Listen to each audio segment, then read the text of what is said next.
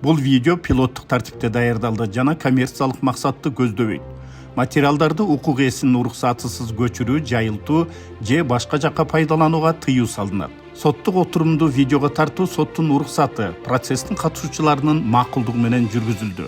Бул видеодо чыныгы соттук териштирүү көрсөтүлөт жана ал жарандардын укуктук маданиятын жогорулатуу максатын көздөйт. Белгилүү себептер менен айрым сот процессинин катышуучуларынын жүздөрү жабылып, өздүктөрү жашырылды. Соттук отурум ачык деп жарыяланат. Кыргыз Республикасынын кылмыш жаза кодексинин 345-беренесинин 2-бөлүгүнөн айыпталган кылмыш каралат. Соттук отурумда отуруңуздар. Аудио жана видео фиксация жүрөт. Ошондой эле Кыргыз Республикасынын кылмыш жаза процессуалдык кодексинин 290-бөлүгүнүн 1-бөлүмчөсүнүн негизинде соттун демилгеси менен туура телеэфир өткөрүлөт. Ал боюнча пикириңиздерди сурайм. Тараптар каршылык жокпу? Каршылык жокпу? Каршылык жок. Айыпталуучу каршылык жокпу? Каршылык жок. Рахмат, отуруңуздар. Айыпталуучунун өздүгүн аныктаганбыз. Укук милдеттериңиздерди баштан түшүндүрөм. Айыпталуучу туруңуз. Сиз айыпталуучу катары Кыргыз Республикасынын жаза процессуалдык кодексинин негизинде иштин материалдары менен таанышууга, өтүнүч келтирүүгө, арыз берүүгө, өзүңүздүн далилдериңизди келтирүүгө, соттун чыгарган актыларына даттанууга, ошондой эле сотко көрсөтмө берүүгө же бербөөгө акылуусуз. Себеби сиз берген көрсөтмөңүз өзүңүзгө каршы пайдаланышы мүмкүн экенин эскертем. Андан сырткары сиздин милдеттериңиз да бар. Соттук отурумда тартипти сактоого жана төрагалык үчүн айткан сөздөрүнөн баш ийүүгө милдеттүүсүз. Укук милдеттериңиз түшүнүктүүбү?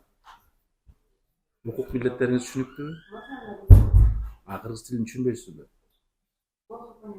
Түшүнүктүү. Переводчик керекпи сизге? Же орусча түшүндүрүп берейинби? Орусча, дело кыргызча тиркелген да. Соттук акт кыргыз тилинде кабылданат да. Орусча десеңиз, орусча деле түшүндүрүп берем. Вы как обвиняемый имеете право знакомиться с материалами уголовного дела, делать из них выписки, заявлять ходатайства, отводы, представлять свои доказательства, давать суду показания, либо не давать показания, поскольку все сказанное вами может быть использовано против вас. Кроме этого, у вас есть обязанность соблюдать в зале порядок судебного заседания и подчиняться распоряжениям председательствующего судьи. Про обязанности вам понятно? Түшүндүңүзбү? Түшүндүңүз. Отуруңуздар. Соттук териштирүүнүн алдында кандай бир өтүнүч, арыздар бар тараптарда жокпу? Жок. Защита? Жок. Пожалуйста, прокурор, айыптуу актысын жарыялаңыз.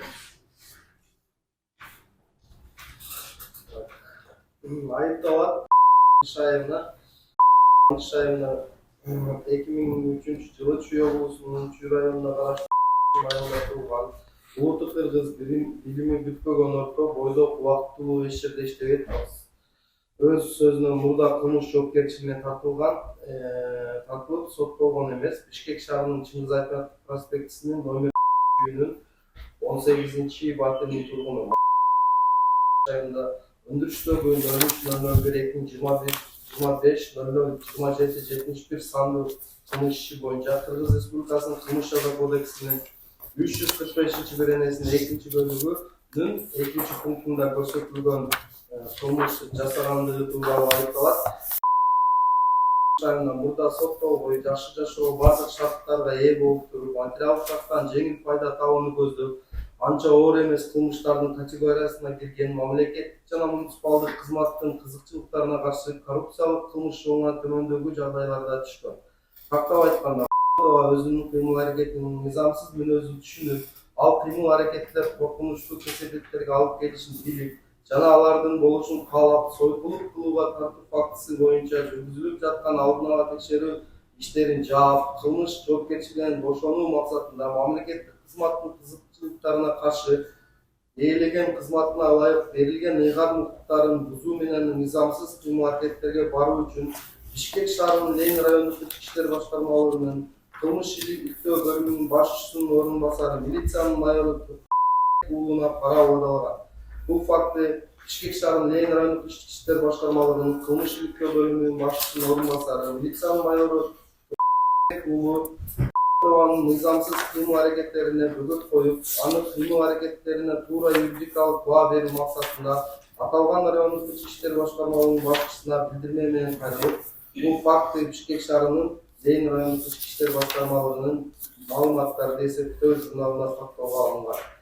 2025-жылдын 7-август күнү аталган факты Бишкек шаарынын Ленин райондук ички иштер башкармалыгынын маалыматтарды эсептөө журналына 02/01/2025-03-1395 саны менен катталып, тергөөгө чейинки текшерүү иштери башталган. Тергөөгө чейинки текшерүү ишинин жүрүшүндө 7-август 2025-жылы жогоруда көрсөтүлгөн факты боюнча Бишкек шаарынын Ленин райондук ички иштер башкармалыгынын тергөө кызматы тарабынан Кыргыз Республикасынын кылмыш жаза кодексинин 345-беренесинин 2-бөлүгүнүн 2-пунктунда көрсөтүлгөн кылмыштын белгилери менен 03/01/2025-00-27-71 сандуу кылмыш иши козголгон. 2025-жылдын 7-август күнү кечки саат 20:10 өткөндө көрсөтүлгөн кылмыш ишинин алкагында жүргүзүлгөн ыкчам издөө иш аракеттеринин натыйжасында Бишкек шаарынын Москва көчөсүнүн 3 дарегинде жайгашкан Бишкек шаарынын Ленин райондук ички иштер башкармалыгынын номер 20-кызматтык бөлмөсүндө болуп туруп, мурун убадалаган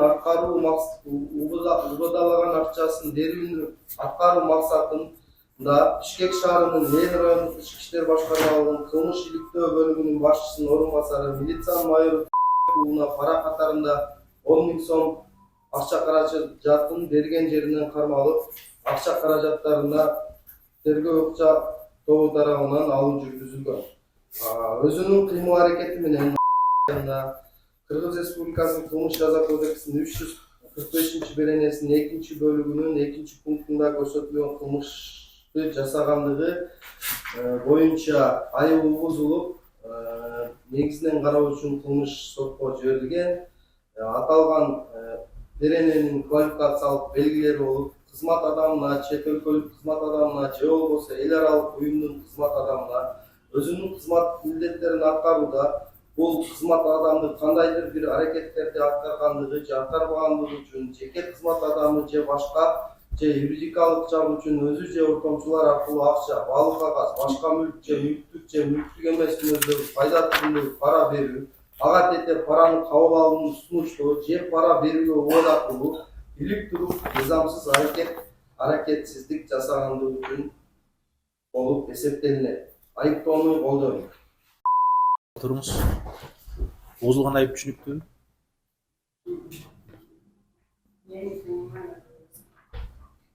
Мурдакы соттук отурумда түшүнөм дебедиңиз беле?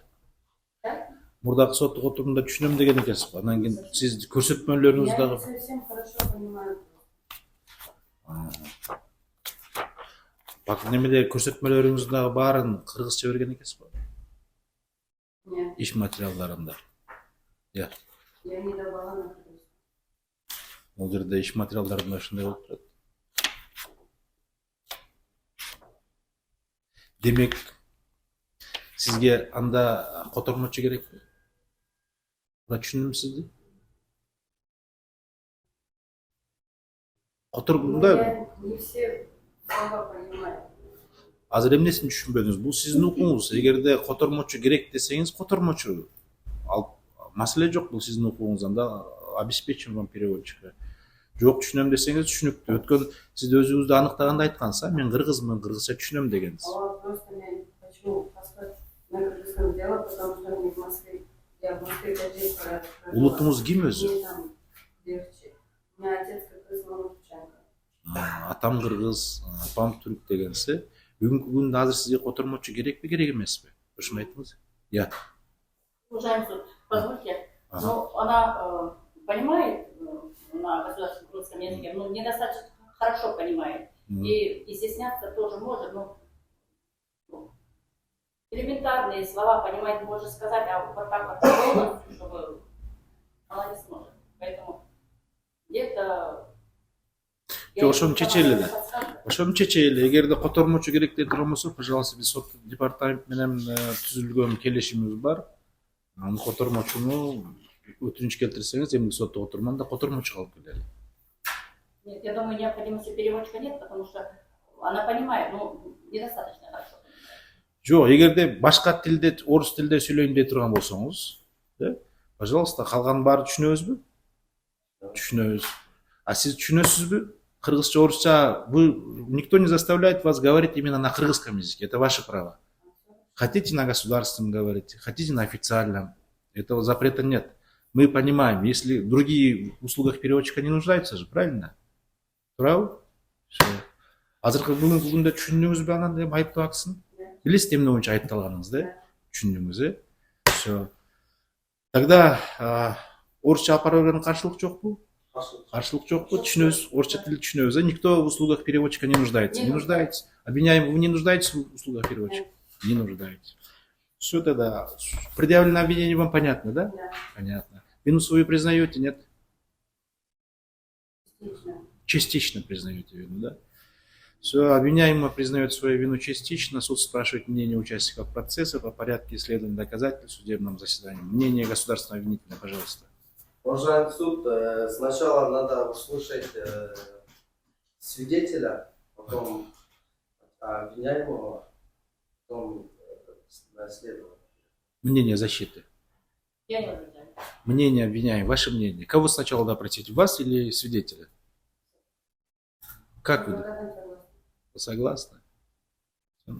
Выслушав мнение участников лиц, суд на месте постановил определить следующий порядок исследования доказательств в судебном заседании. Допросить свидетеля, далее допросить обвиняемую, потом перейти к исследованию доказательств и прениям сторон, а потом уже перейдем к вынесению судебного акта.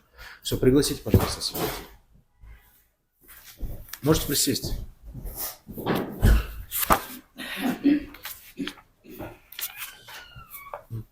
Сиз сотко күбө катары чакырылдыңыз. Жалган көрсөтмө берсем же көрсөтмө берүүдөн баш тартсам кылмыш жазык жоопкерчилигине тартылам деп кол коебуз.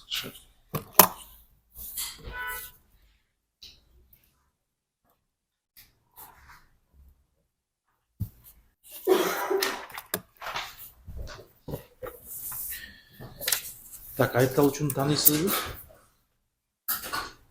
Айыпталуучуну тааныбайм, бирок иш аркылуу таанышып калдым. Кандайдыр карама каршылык, тууганчылык мамилеңиз барбы, жокпу? Жок. Так, пожалуйста, прокурор свидетеля обвинения экенин сурай бериңиз. Көп айтсаңыз, аталган айыпталуучуну кандай жагдайда кармоо жүргүздүңүздөр, иш боюнча толук кандуу сотко айтып берсеңиз. Бул жагдай боюнча кыскача айтып кетсем, мен эртең менен жумушка келсем, 102 кызматына маалымат келип түшкөн. Бир жаш кызды кармап отурушат деген маалымат келип түшкөн. Анан мен тергөө ыкчам тобун жиберип, ыкчам кызматкерлер роодо алып келишип, териштирип башташкан. Ошол маалда көрүп калдым бул кызды. Бул кыз жаш кызды иштетип атат деген маалымат келип, ошонун себебинен таанышып калдык да. Анан ыкчам кызматкерлер алып келишип, тергөө иштерин жүргүзүштү. Эмне кылып иштеп атат? Маалымат келди жаш кызды. Жаш кызды кармап иштетип жатат деген 102 кызматына маалымат түшкөн. Ошонун негизинде бул кызды көрүп калдым да. Жаш кыз эмне иш кылып атат? Ошол кандай айтсаңыз. Жаш кыз кыргызча интим сойкулук кылып иштеп жатат деген маалымат келип түшкөн да. Ошонун негизинде балдар иштеп жатып, бул кызды көрүп калдым.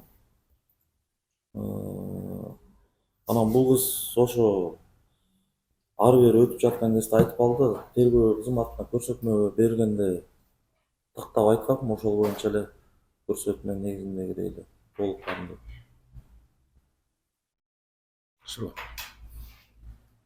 Ошондо ошол күнү 7-август күнү сизге 10 000 сом акча каражатын пара катары сунуштаган окуя боюнча айтып берсеңиз, кандай сунуштарды, кайсыл жерде сунуштады, кандай акча каражаттар болчу, 1000 сом, 500 сомдуктан канча болчу, ушуларды айтып бериңиз. Ал акча каражатын сунуштаган боюнча менин иш бөлмөмө келип, ал видеого тартылган, иш бөлмөмө келип акча талап этти. Мен бир нече жолу эскерттим, бул мыйзамсыз деп. Ошого карабастан акча талап этти.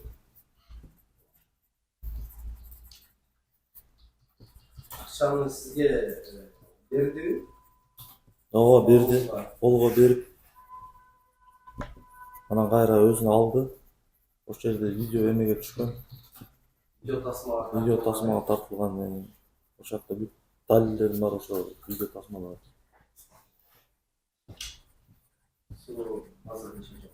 Пожалуйста, защита, сурай бериңиз.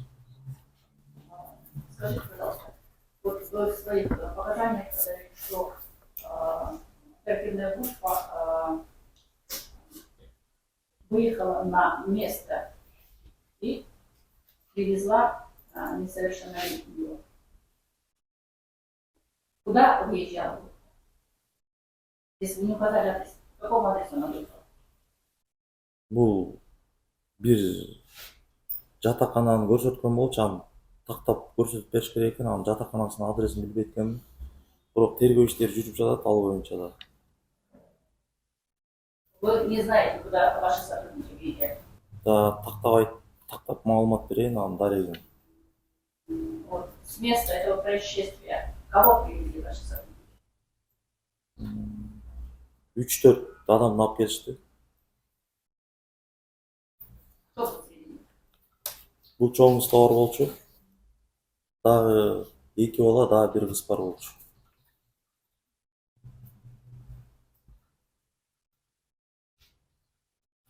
Так, эти бала, говорите, теперь кыз. 4 болчу да. В какое время их привезли? Көрсөтмөгө белгилеп кеткен, мен ошо курсуңар ошо жазылып турат. Убактысы канча? Убактысын деле билбедим. Эсиңизде Ошол жок. күнүнө алып келишти да. Скажите, вы в это время, когда их привезли, вы уже на работе были? Да, эртең менен 8:30 жумушка келдим. Ал кыз болсо биякта эмеде жумуш ролдуда жат, ошол кыз ошол ыйлап жаткан кезде мен балдарды жибергем. Ким ыйлап жаткан жерде? Али, дагы 1 кыз бар болчу, Алия аттуу кыз. Вы обвиняемый. Когда и где увидели первый раз? Ошо балдар алып келгенде коридордон көрдүм. Это часов 8 утра, да? Не помню, времясын эстей албай жатам. Вот вы ее увидели, и что? Что дальше? Болду эчтеке болгон жок. Тергөө кызматкерлери сурап иш жүргүзүп атышты. Ошол кезде бул бир нече жолу айтты ишти бүтүрөлү деп. Мен айттым жок деп кетип калдым. Вот с этого момента, пожалуйста, поподробнее. Болду ушу көрсөтүлгөн немелерим бар, ошого тактап таанышсаңыз болот. Нет, в первый раз, вот, вы тут пишете, неоднократно подходил. В первый раз она куда к вам подошла? Коридордон деп айтып жатты. Коридордон. В коридоре где? На первом этаже? На первом этаже. Она прям к самому вам подошла? Да, балдар менен туруп мага 2 жолу кайрылды. Мен өтүп кете бердим.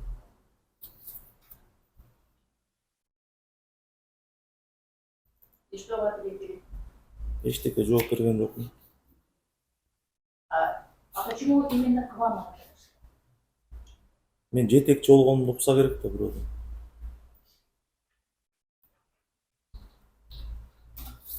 Болду, сурооңуз, Жактоович. Айыпталуучу туруңуз. Сурооңуз бар? Вопрос есть к нему? Вопросы к нему имеются у вас? Вопросы есть? Задай вопрос. Так и задайте, если вы... Так и задай. Когда я подошла? Я же к вам не подходила. Я вас даже вообще не знаю. Там были другие операторы, которые ко мне подходили и деньги спрашивали. Болду эле ошондой? Жок. При задержании у меня телефон забрали в опера. После этого под вечер вы мне обратно телефон дали, 2 опера рядом были. Нет, вы вопрос задайте, мы вас сейчас выслушаем вас, вы дадите показания. А к нему вопрос, если есть конкретный вопрос, задавайте. Вот пока, можно ответить на этот вопрос? Пожалуйста. Скажите, пожалуйста, вас откуда привезли? Нет, мы ее будем допрашивать потом. Хорошо. Вас К нему сколько вопрос. привезли? Во сколько привезли? Где-то в обед 12 часов. Нет. Нет, допрашивать ее будем потом. К нему, если к свидетелю вопрос есть, пожалуйста, задавайте. Есть вопрос у вас? Я его не знаю. Вы его не знаете, поэтому... Вы его вообще не видели, да? Нет. Никогда не видели. Ну все тогда. Ну тогда у вас вопросов не может быть тогда. Ну присаживайтесь, сотну сұраусы бар. Оны түкігі. Айтсаңыз ошол дата есіңізде қачан барғансыздар ошол вызов бойынша қачан шыққансыздар? 7 августта 7 августта болуп атат. болуп атат. Ошол мезгилде эле алып келген күнү эле ошол эле күнү сунуштап атабы сизге? Ооба. Э? Ооба. Силер саат канчада келдиңер примерно? Мен эртеңмен 8:30 жумушка келдим. А вызов качан түшкөн? Бул кечинде эле түшкөн. Кечинде. Баары камал түшкөн. Ага. Анан ошо мен эртеңмен келип ыкчам тоогун жиберип, анан ыкчам тоого иш жүргүзүп, ошонун негизинде алып келинген да. Хорошо. А сизге ошол эле күнү сунуштап атат. Ошол эле күнү получается ошол күнү кармап атасыңарбы? Ооба. Бир эле күн. Ооба. Ооба. Же кармап келгенден кийин 1-2 күн өтүп дегендей Жок, болгонбу? жок, ошол эле күнү. Ошол эле бир эле күнү болуп атабы? Ооба. Саат канчада кармап атат? Кечке мал кармап атат. Жок.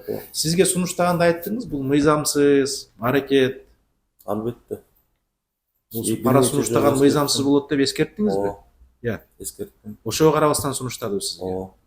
Бүгүнкү күндө азыр сизди тааныбай атам, биринчи жолу көрүп атам деп уктуңуз да? Уктум. Ошону менен макулсузбу? Менен макул эмесмин, сүйлөшкөндөрүбүз бар, видео далилдерибиз бар да. Видео далилдер бар, Бар, ооба.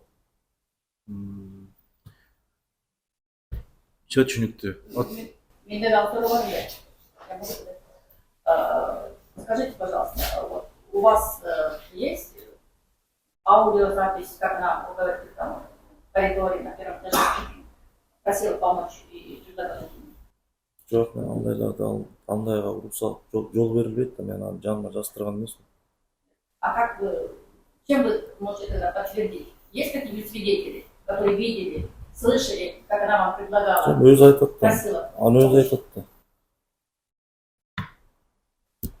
Все. Какие доказательства? Болду, отуруңуз, рахмат. Отура бериңиз. Айыпталуучу турабыз. Туруңуз. Помните, я вам вначале разъяснял, вы имеете право давать суду показания, либо не давать показания, поскольку все сказанное вами может быть использовано против вас. Я вам еще раз об этом напоминаю. Желаете давать суду показания? Нет? Да. Да, все, раз желаете. Пожалуйста, адвокат, допрашивайте тогда. Скажите, пожалуйста, вас вот вообще, как вы оказались в городе? Вы сами туда приехали.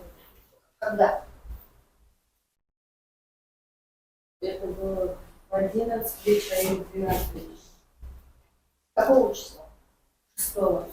6 числа. 6 числа вечером вы там оказались. Да. И что потом было? Мы поехали, что С кем вы поехали? девушка ладно. Я ее Вот сейчас вот свидетель сказал, что вы, что вас привезли 7 числа. нет. Мы сами приехали. 6 вы сами приехали. Да. В какое время? Вечером. Вечером приехали. Вы свидетеля этого видели? Нет. Вы ему предлагали это? Когда вас привезли, где вы были? Какое помещение вы привезли? Кто с вами говорил? Кто вас Нас забрал? никто не Кто вас привозил. Мы сами приехали. Потом меня отпустили домой. Я домой приехала, потом меня обратно вызвали. Я приехала. И после этого меня задержали. Получается, вы первый раз приехали 6-го. Да. Вас одну отпустили? Да.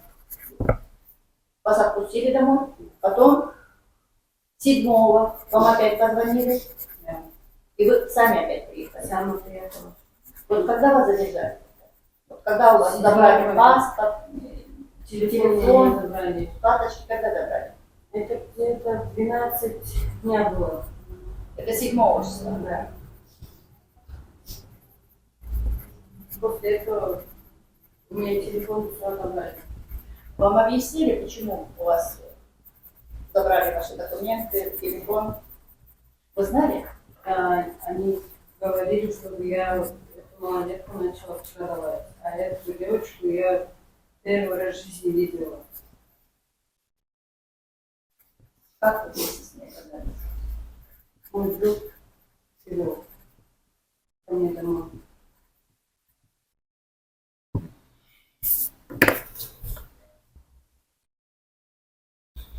Расскажите, почему? Вы звонили куда, почему? Как вы оказались в этом вообще?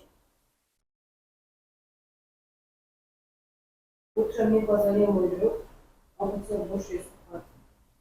После этого я ему не стала отвечать. Он сам пришел ко мне домой. А я с парнем была. Парень пока спал, я его завела. Пусть он искупается. А мой парень не знал, что я делаю. И после этого он приехал со своей девушкой. Он сказал, мне искупается и уедет. И потом он искупался, эту девушку оставил и сам уехал. Он сказал, залей бензин и приехал.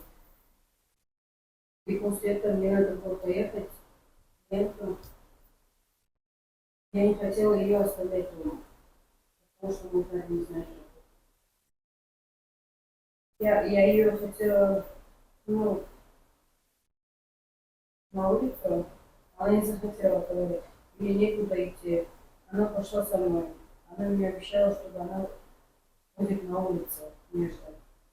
И она со мной вместе зашла. И я когда курила в кухне, она сказала, можно в туалет? Она в туалет. Она в туалет зашла. Я разделась, они в душ, и у меня то самое. Потом он вас не стал выпускать из квартиры, да? Да. И вы вызвали милицию. После этого он вас выпустил? Да. А сотрудники приехали туда? Или Они пока ехали, мы уже дома были. Сотрудники сами позвонили и сказали, приезжайте и это сделайте. Отказ не пишите. когда вы приехали, проводят что был? Этот человек был? Вот это? Нет. Да. Мы в РОВД приехали, этот человек там был. С одним другом. Он сказал, девочки, не пишите против меня, не давайте показания. Я тоже не дала. Мы сказали, мы не будем ничего давать. И его отпустили, и меня тоже отпустили. Нет, меня отпустили, ее задержали. И я на улице сигарету, когда курила, Это было 6 числа. Да. 6 ночью было. Потом на следующий день, 7-го, вам позвонили, и вы опять приехали. Я приехала обратно. Когда я только машину остановила, и опять начали меня задерживать. Задержали, завели в здание РОВД. Да. И после этого они меня не допрашивали, ничего не делали. Я в сутки там просто постояла. Как постояла, следователь начал меня материть, угрожать, что я буду подписывать эти документы. Нет, по поводу детства. Кто вам вообще предложил дать взятку? Вы спросили, почему вас задержали? Да, Кто? один опер подошел и говорит, что на тебя попало заявление. Я говорю, какое заявление? Ты продавал и избивал эту девушку. И мне показал ложное показание. Заявление. Это на тебя. И он сказал, деньги дай, мы все сможем решить. Он с утра до вечера за мной ходил. И потом мне телефон дал, чтобы зашел деньги собрать. Вы эту девушку знали раньше? Нет.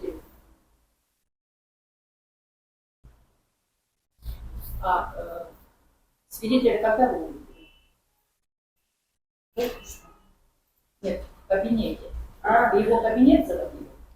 это опер, когда сказал, там, Банкеша решит твой вопрос. И он меня завел к нему. И один ко меня завел, один там не он был. Ну, чуть-чуть, не помню.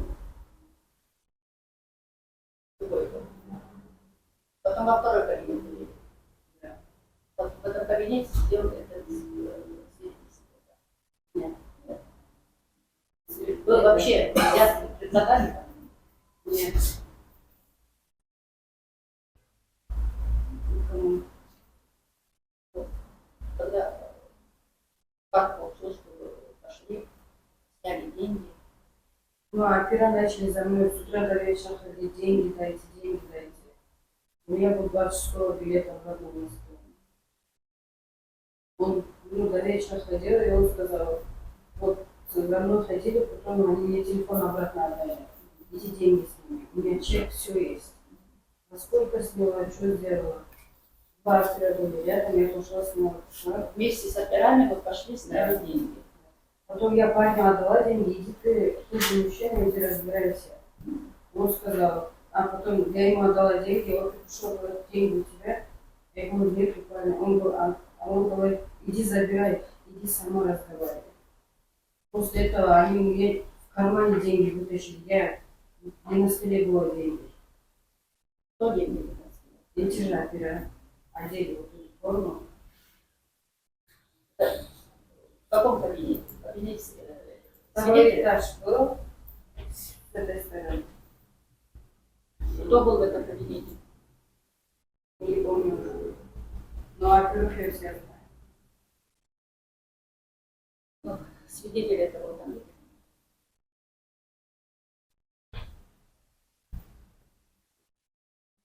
Все, у вас вопросы? Пожалуйста, прокурор, сразу разберемся. Уважаемые обвиняемые, скажите, вы были 7 августа в здании РОВД Ленинского района? Да. В кабинете 20 были? Но я это не помню. Я была на первом этаже. Вы сколько сомов предлагали для закрытия?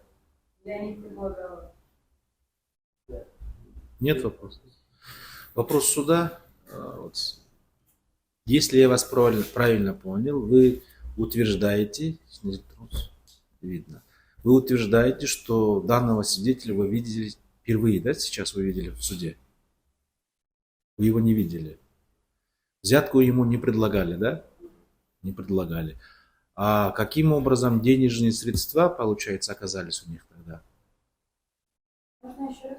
Каким образом денежные средства, которые проходят вещественным доказательством, 10 тысяч сомов, оказались у них? Когда двери открыли, зашли, камеру все снимали. У меня деньги были в кармане. Так. После этого мой первый свидетель, следователь, Ага. он говорит, давай, в кармане что есть? Это мои личные деньги были. Я не хотела это... А в какой кабинет зашли? С кем вы там были? Кто кроме вас был там? Там только один мужчина был. Какой мужчина? Я его, честно, не запомнила, потому что я была в шоковом состоянии. А, не он был, да, получается? Это... Я знаю, кто это был. Нет, ну вы же на лицо вот. Вот он был или не он был? Вы же говорите, первый раз его вижу. Я, честно, не помню, кому я деньги предлагала, говорю. А вот вы ему предлагали? Вообще денежные средства кому-либо предлагали? Нет, Вообще никому не у меня в предлагали? кармане было. О чем вы тогда разговаривали с этим человеком в кабинете? Ну, как мне опер сказал, я так и сказала. Что он вам сказал? Для чего вы... Все, короче, барсак и кабинетки, Ага. алсаға бүтіріп береді деді. Ақша предлагать етпеді. А сіз сұныштадыңыз ба анан кейін? Предлагать еттіңіз бе? Ну, я когда услышала, что идут кто-то, Ага. ну, я сразу чувствовала. Я сразу в карман засунула. Сұныштабадыңыз Я ба не демек? давала его. Сұныштабадыңыз ба? Нет. А чыгарып ошол Ну, с Карвада, когда все вот на видео начали снимать, я брала с Карвада все. А шо, до того, как видео снимать, вы вытаскивали деньги, на стол клали, нет? Когда в этом никого не было, Да. я хотела, и вчера вот когда я слышала, что там кто-то идет, я сразу чуть не высала. Эми сунуштаганда сунуштайт да, мен түшүнүп, там же сразу видно, ясно же будет же, за что сунуштадыңыз, эмнеге сунуштадыңыз. Же такыр сунуштабадыңызбы? Ну, Вот мен түшүнбөйм эле, сиз күнөөмү мойнума жарым жартылай, я частично признаю дедиңиз, правильно? да. Все. Если сиз сунуштабасаңыз, сиздин, получается, у вас, если они в кармане были, пришли, они Когда вот вытащили. они пришли камеру снимать, у меня деньги в кармане были. Не на столе было. На столе ничего не было. Ну, Они пришли до того, как в карман. снимали на камеру, вы вытаскивали, предлагали или нет? Я не видела до этого, когда он один был. Как вы не Камера видели? Если была. вас только двое, у вас получается двое, никого нету. Мен bir байке отырған. Сиз менен бир байке И отурган. я только хотела дать, и я слышу, тияқтан біреу Ал сизге ошол байке айттыбы сизге, бул мыйзамсыз болбойт, бербе мага деп айттыбы? мен мыйзам чегінде жардам беремін, сказала все. Мыйзам чегинде жардам берем. А мага бер деп өзү сиз айтып атпайсызбы? Они сами предложили, чтоб я предложила деп атасыз да. Өзү айттыбы ошол опер кызматкер сизге, бер макул мен бүтүрүп берем деп айттыбы? Оперлер айтқан. Оперлер, а именно он тот сотрудник, который с вами был в кабинете, ошол айттыбы сизге? Нет. Ал айткан жок. Ал эмне деди сизге? Он сказал, мен мыйзам чегінде бүтіріп беремін. А мыйзам чегинде десе, зачем тогда было предлагать? Я не предлагала. А вы не предлагали, Он да? как-то это сказал, я хорошо что хотела выйти, а оттуда уже идут. Все, я вас услышал. Все, рахмат, отуруңуз. Отуруңуз. Иш боюнча башка күбө жок бизде. Күбө жок. Далилдерди изилдөөгө өтөбүз.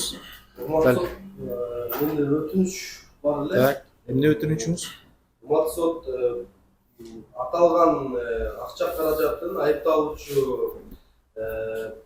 ыкчам кызматкер тобуна берип жаткан убакыттын видео тасмасы сот Ленин райондук тергөө сотунун токтомунун негизинде тартылып ЖИСКке көчүрүлгөн. Аталган ЖИСКти далил буюм катары таап кылмыш ишине тиркөө боюнча өтүнүч келтирет. Изилдөөдө көрөбүз дисктеги тасманы. Как раз изилдөөгө өттүк да азыр. Эмне диск? Ал бул дискте эмне камтылган? Бул дискте деген ошол күнү 10 000 сом параны, 10 000 сом акча каражатын пара катары берип жаткан убак тасмага түшкөн, бардыгы тартылган. Ошол далил катары белгилеп аталган далилди таап туруп, кылмыш деп тиркөө. Иш материалдарын тиркөө боюнча Кылмыштын материалы. келтирген өтүнүч боюнча пикириңиз жактоочу, сиздин пикириңиз? Каршылык жок, если снято, да? Обвиняемая, сиздин пикириңиз, ваше мнение. Вы поняли, да? Да. Вы поняли, да, что сказал прокурор? Видео. Каршылык жокпу? Жоқ. Каршылык жок. Каршылык жок болсо анда келтирилген өтүнүчтү карап чыгып, тараптардын ой пикирлерин угуп сот ордунда токтом кылат. Мамлекеттик айыптоочу тарабынан келтирилген өтүнүч канааттандырылсын. Аталган иш сот процессте изилденсин жана иш материалдарына тиркелсин. Башка өтүнүч жок. Изилдөөгө өтөрөлүбү? Изилдөөгө өтөрбүз, а? Так, анда могу тизме менен кетели. 7 август 2025 жылы кылмыш иш козгоо жөнүндө токтом кабыл алынган. Тергөөчү Аскарбек уулу тарабынан ал билдиктүү ээстерге катталган. 7 август эле күнү ошол начальник сот следственного отдела дейт Асанбек уулу тергөө топ түзгөн. Эрменов, Талайбеков, Рахатбеков, Абдыназар уулу дейт. Дагы каттырган билдирме менен ыкчам кызматкер уулу кайрылып атат. Эмне деп атат? Ошо сиздин немеңизде, өзүңүздүн билдирмеңизде уулу 6 август 25 жылы саат 22:20 чамасында депсиз Бишкек шаары Бөкөнбаева көчөсү 9-үйдүн 75 батиринде эркек киши 19 жаштагы 2009 жылы туулган жаныбаны кармап чыгарып жатат деген маалымат келип түшкөн дейт. Ыкчам иш аракеттеринин жүрүшүндө көрсөтмөсүнүн негизинде 2003 жылы туулган айына Ленин ибинин имаратына алынып келинген текшерүү иштери жүрүп жаткан учурда дагы текшерүү иштерин токтотуу боюнча ишти бүтүрөлү деп акча сунуштады. Ушул ишти каттап туура юридикалык баа берүүнү суранам деп кайрылган экенсиз. Ушул боюнча сразу сизге суроо 7 августпу 6 августпу ошондо? Сиз ошол эле күнү дедиңиз да? Ошол эле күнү. Ошол точно убактысын эстей Сиз 7 август күнү кайрылыпсыз. 6 август күнү түнү саат 22:20 кайрылып атасыз. Ошол туура эле ондо жазган рапортуңуз? 6 августта кечинде болгон кызыкты 7-синде мен эртең менен келип ыкчам тергөө тобун жиберген да. Все түшүнүктүү, отуруңуз. Ошонун негизинде анан соттун токтому бар. Токтомдо дейт атайын ыкчам аракеттер жүргүзүү дейт. Специальный следственный ССД дейт, аудио-видео контроль лица и места деп кайрылган экен тергөөчү. Анын негизинде Ленин райондук сотунун тергөө судьясы уруксат бериптир разрешить производство специальных действий в виде аудио-видео контроля лица и места зданию Ленинского района дейт. Өтүнүч канааттандырылган, алынган, кийин Эрменов өзүнө кармап осмотр места происшествия 7 август күнү ошол каралыптыр. Осмотр места происшествия негизинде ошол 10 000 сом акча каражаты алынган дейт. Күбө катары суралган. Күбө катарында деле ушундай сотто берген көрсөтмөсүн берген. Андан сырткары адвокат катышкан, анын ордери токтом шектүүнү кармоо жөнүндө кармоо атат 8 августта. Личный досмотр кылынган, освидетельствование өткөн, кармаган мезгилде соо болгон айыпталуучу. Допрос подозреваемого дейт 9 август күнү суралган. Мага коюлган айыптоонун мазмуну түшүнүктүү, күнөөмдү мойнума толугу менен алам деп 9 августта толугу менен алынган. Күнөөсүн мойнуна, андан кийин айыпкер катары жоопко тартылып атат 9 август күнү. Айыпкер катары сурак алынып атат. Сурак алып аткан мезгилде да күнөөмдү толугу менен мойнума алам деп көрсөтмө берген айыпталуучу. Андан соң сотко кайрылган, мыйзамдуулугун жана текшерүү үчүн кармалгандыгын мыйзамдуу жана негиздүү деп тапкан тергөө судьясы. Анын негизинде камак түрү тандалган, баш коргоо чарасы. Соттук экспертиза боюнча токтом чыккан. Соттук экспертизанын ылайык айыпталуучу дейт данных за алкогольную и наркотическую зависимость не выявлено, при принудительном лечении не нуждается дейт. Андан сырткары айыпкер катары соттук медициналык, соттук психиатрикалык экспертиза өткөргөн. Анын негизинде айына дейт момент совершения преступления могла отдавать отчет своим действиям, руководить ими дейт. В отношении инкриминируемого ей деяния следует считать вменяемое в принудительных мерах медицинского характера не нуждается деп чыгыптыр корутундусу. Андан кийин 5 сентябрда тергөөчү Алмаштуу Жумабаев өз өндүрүшүнө алып атат. Алып ошол осмотр места происшествиядан алынган акча каражаттарды 10 000 сомду иш боюнча карап, аны дал бүгүнкү таап иш материалдарына тиркеген. 10 000 сом купюрами 1000 сом в количестве 7 штук дейт, и 500 сом в количестве 6 единиц дейт. Караган. Андан сырткары айыпталуучунун телефонун алган, аны кароо жүргүзгөн жана иш боюнча аны дагы тиркеген, далил буюм деп табылган. Аталган акча каражаттары өткөрүп берилген экен, получается, куда передали? Передано дейт майор милиции дейт, опечатан Эрменов дейт.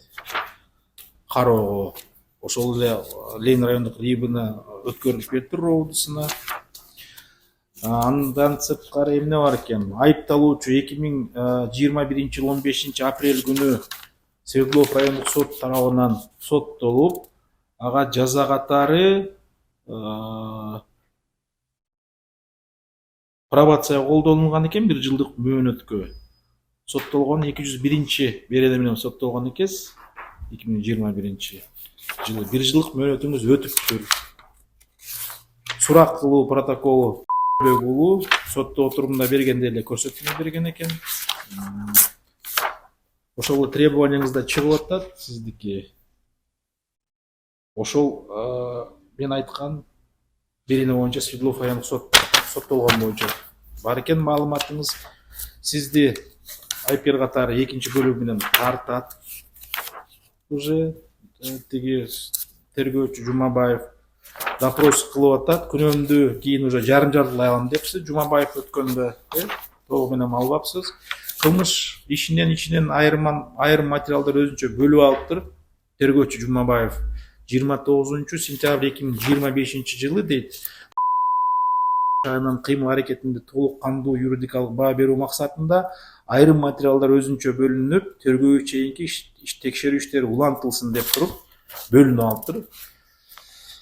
Так, бөлүнгөн тизмеси иш материалдарынын. Андан соң протокол иш материалдары менен тааныштырыптыр. Айыпталуучунун жана жактоочусунун катышында таанышыпсыздар. Айыптоо актысы түзүлүп атат 30 сентябрь 2025 жылы жана негизинен кароо үчүн Ленин райондук сотуна жөнөтүлгөн. Так, эми прокурордун өтүнүчү канааттандырылган аталган диск иш материалдарына тиркейбиз дедик. Эгерде ошол болсо алабыз дагы. Яз көрөлү анда. Диск эмне камтылган. Тура эле иш материалдары мен азыр окуп өттүм. Тергөө судьясы тарабынан уруксат берилген экен. Атайын тергөө иштерин жүргүзүү үчүн ошол Ленин райондук РОУДсында тартылган видео деп жатасыздар. Туура түшүндүмбү?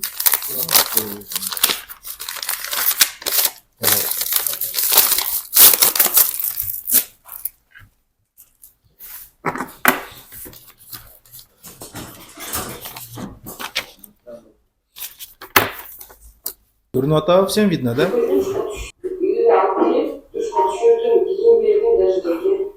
Я сама не одевала эти вещи, я им отдала. И они сейчас говорят, я буду ваниться в ту. Я им помогла, вещи дала, все дала.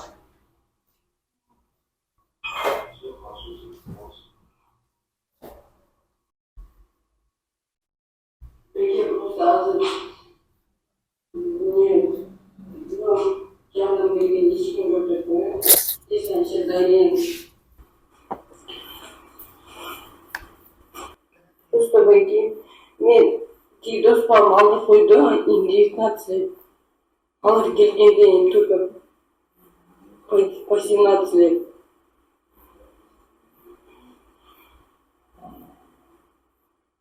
А сейчас алар именно на меня наезжают все.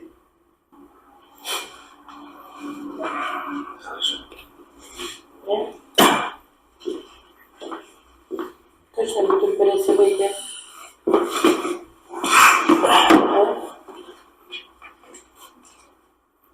Не. Мага берген неме болуп койбойбу?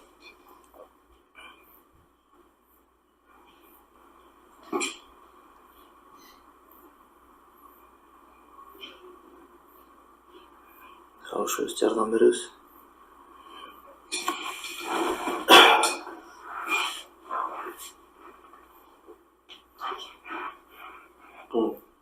Мизам чегинде болобу?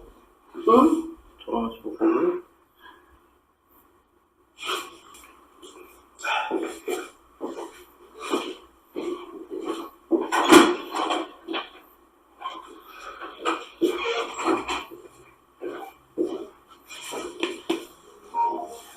Честь президент. Мизам чегинде жардам беребиз. Эч кыйбат болгон эмне берет. Мизам чегинде жардам беребиз, кызылат болбоңуз дейт.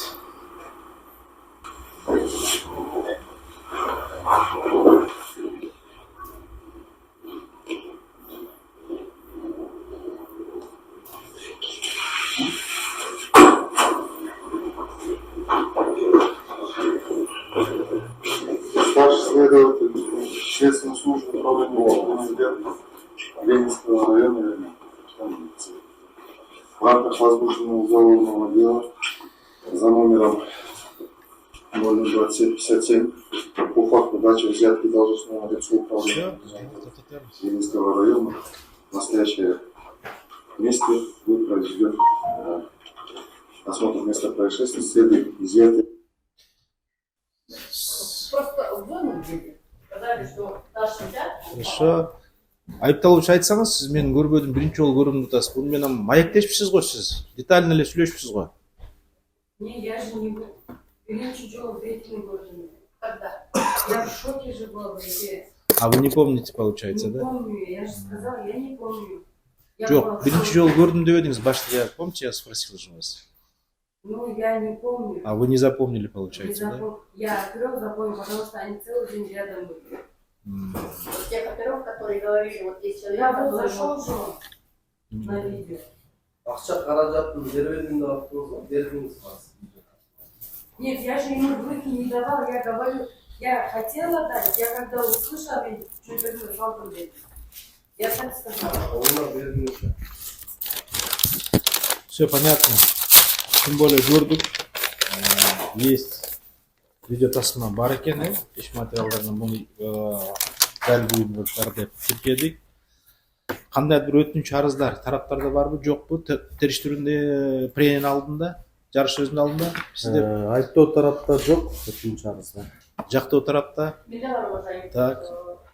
Я прошу отложить слушание дела на другой день, поскольку мне нужно Что время, могу? чтобы подготовиться к нему. Журнал. А убакыт керекпи? Окей. Айыпталуучу сиз колдойсузбу го, же өзүңүздүн пикириңиз бар? Келтирген өтүнүч боюнча пикириңизди сурайм. Кандай дейсиз? На другой день. Она, ваш адвокат просит отложить на другой день, просит дать время для приготовления к прениям сторон. Вы согласны, поддерживаете? Мамлекеттик айыптоочу сиздин пикириңиз. Бул сот каршылык жок. Келтирген өтүнүчтү карап чыгып, тараптардын ой пикирлерин угуп сот ордуна токтом кылат. Жактоочу Мусулмбековдун өтүнүчү канааттандырылсын, жарыш сөзгө даярданганга убакыт берилсин. И соттук отурум башка күнгө жылдырабыз. Давайте сейчас определимся со временем.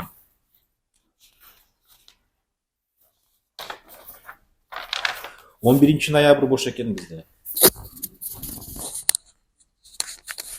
Saat 4:30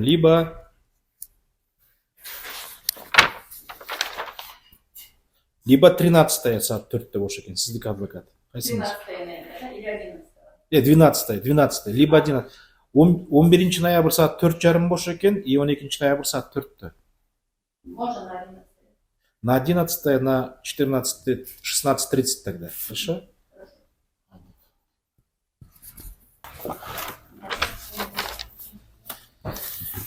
Все, соттук отурум жабык деп жарыяланат.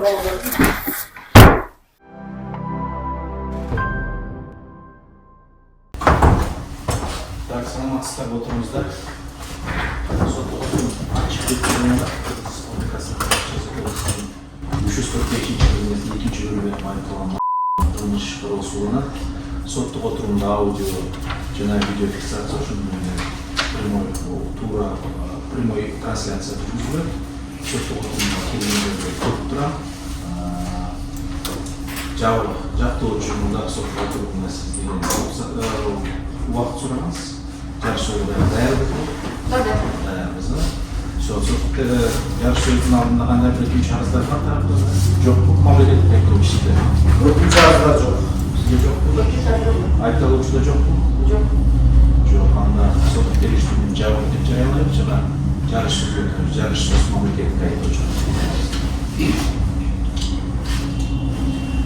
Урматтуу сот отурум катышуучулары, айыпталуучу кылмыштуу жоосуну Бишкек шаарынын Ленин райондук ички иштер башкармалыгынын тергөө кызматынын тарабынан Кыргыз Республикасынын кылмыш жаза кодексинин 345 беренесинин 2-бөлүгүнүн 2-пункту менен квалификацияланып, аталган берене боюнча айыпкер катары жоопко тартылып, айыптоо актisi Ленин райондук прокуратурасы тарабынан бекитилип, кылмыш иш негизинен кароо үчүн сотко жиберилген. Бишкек шаарынын Ленин райондук сотуна жиберилген. Айыпталуучунун күнөөсү күбө Ленин райондук ички иштер башкармалыгынын тергөө Ленин райондук ички иштер башкармалыгынын кылмыш иликтөө бөлүмүнүн башчысынын орун басары тергөөдө жана соттук отурумда берген көрсөтмөсү менен айыпкер айыпталуучу тергөөдө жана соттук отурумда берген көрсөтмөсү менен жана 2025-жылдын 7-август күнү кечки саат 20-дан 10 өткөн чамасында Ленин райондук ички иштер башкармалыгынын Москва көчөсүнүн 3-дарегинде жайгашкан имаратынын 20-чы кызматтык иш бөлмөсүндө айыпталуучу кылмыш иликтөө бөлүмүнүн башчысынын орун басары 10 000 сом акча каражатын пара катары берип жаткан убагы видео тасмага түшкөн. Ошол далил буюм зат катары табылган. Ошол видео тасма менен далилденет. Андан башка кылмыштын башка материалдар менен толук далилденип жатат. Андыктан айыпталуучу Кыргыз Республикасынын кылмыш жаза кодексинин 345-беренесинин 2-бөлүгүнүн 2-пункту менен күнөөлүү деп табып, ал боюнча 2 жылга эркиндигинен ажыратууну сурайм. Айыпталуучу жазасын жалпы тартиптеги түзөтүү абактарында өтөөсүн белгилөөнү, ошондой эле кылмыш боюнча далил буюм зат катары табылган 10 000 сом акча каражатты мамлекеттин эсебине конфискациялоону сурайм. Рахмат. Пожалуйста. Айыпталуучу. Сизге сөз берем. Пожалуйста, голосование сейчас. На русском, пожалуйста, ваше право. Вам предоставляется слово в прениях, пожалуйста, можете выступить.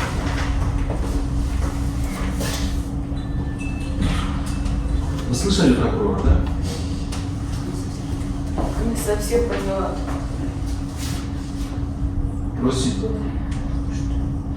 Прокурор просит вас признать виновной по части 2 пункта 2 статьи 345 Уголовного кодекса Казахстанской Республики и назначить по данной статье наказание в виде лишения свободы сроком на 2 лет.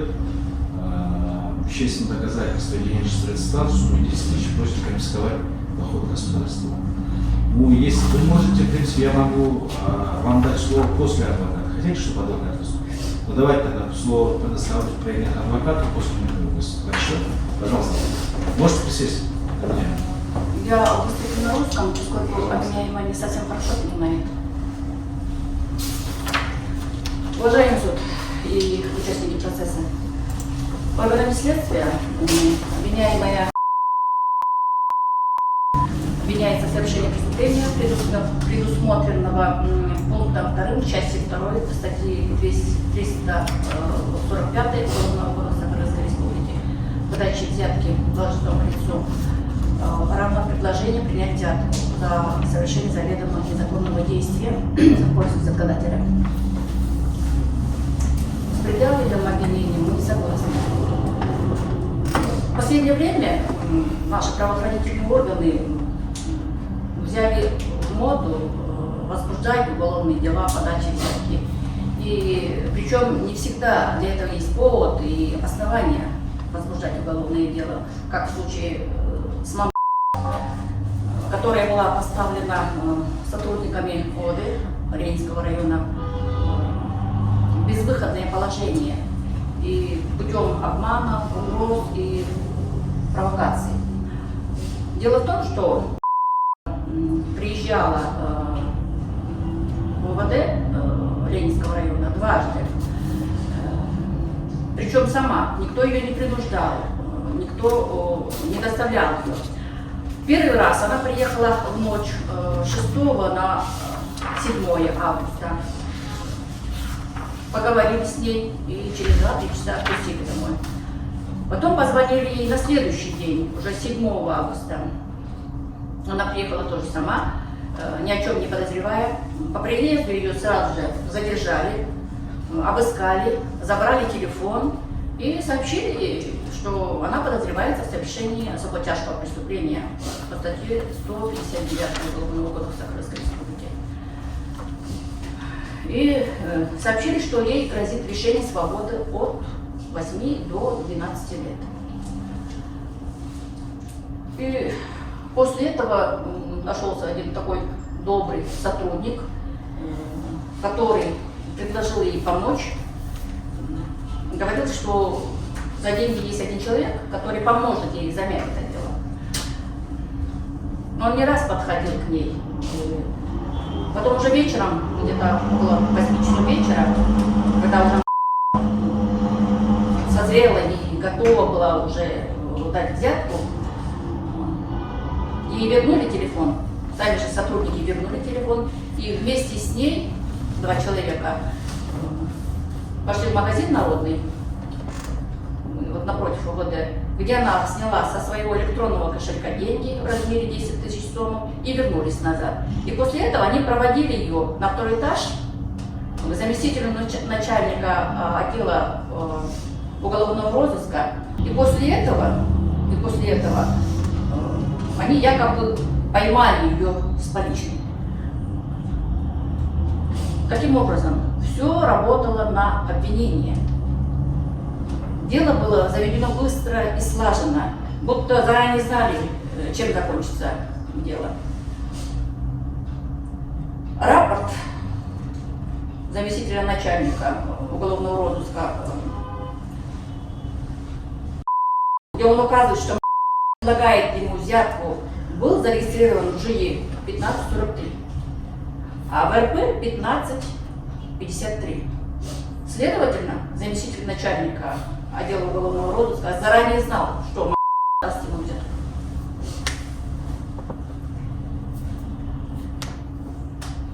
Дело построено на показаниях единственного свидетеля, заместителя начальника уголовного розыска, и автора рапорта. Эти доводы свидетеля не соответствуют действительности, и поскольку нет ни аудио, ни видеозаписи, где предлагала бы ему взятку. Уважаемый суд, дело возбуждено с нарушением Уголовного процессуального кодекса. Оно возбуждалось одним следователем, потом передалось другому следователю для расследования, потом третьему следователю. То есть они быстро проводили эти следственные действия и предъявили мнение по части 2 пункта 2 статьи 345, хотя вначале было возбуждено по первой части. Уважаемый суд и участники процесса, является жертвой вымогательства путем давления, угроз и провокаций. Согласно примечанию статьи 345 Уголовного кодекса, лицо, давшее взятку, освобождается от уголовной ответственности, если имело место вымогательство взятки со стороны должностного лица. В данном случае наблюдается такое. Хочу отметить, кроме того, что в отношении уголовное дело о совершении особо тяжкого преступления по признакам преступления 159 Уголовного кодекса вообще не возбуждалось и нет такого дела. Вот с тех пор прошло 3 месяца, такого дела нет. То есть ее просто обманули, что есть такое дело, и она понесет наказание от 8 до 12 лет. Она просто испугалась и вынуждена была пойти снять со своего электронного кошелька 10 тысяч сомов. Уважаемый суд, в соответствии с нашим основным законом, Конституцией и нормами Уголовного процессуального кодекса, любые сомнения виновности формируются в пользу обвиняемого. Никто не может быть осужден лишь на основе собственного признания совершения преступления. Доказательства, добытые с нарушением закона, не могут использоваться для обоснования обвинения и вынесения обвинительного приговора. В связи с чем, уважаемый суд, я прошу обвиняемую оправдать за неимением ее действия состава преступления, поскольку она была вынуждена. То есть со стороны правоохранительных органов было вымогательство путем давления, угроз, обмана. Я прошу освободить спецоперации зависит, да? Спасибо. Спасибо. Пожалуйста, обвиняемый. Слово принято, представляется вам.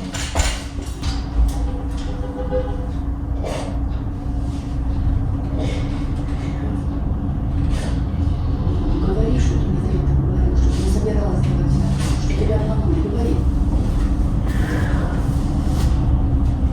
Ты должна сказать, скажи. Я им не хотела давать взятку. Они меня пугали. С утра до вечера за мной хотели, чтобы я дала им деньги.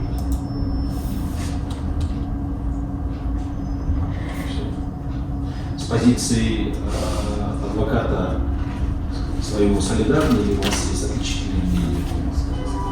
Согласна. Это ваше время?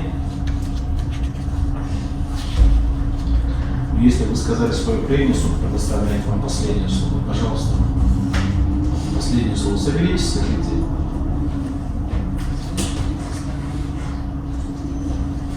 Я не виновата, освободите меня. Все или еще есть что сказать? Они же меня пугали, чтобы я им дала деньги. Я не хотела им давать деньги. Суд удаляется в отдельный пункт для принятия решения.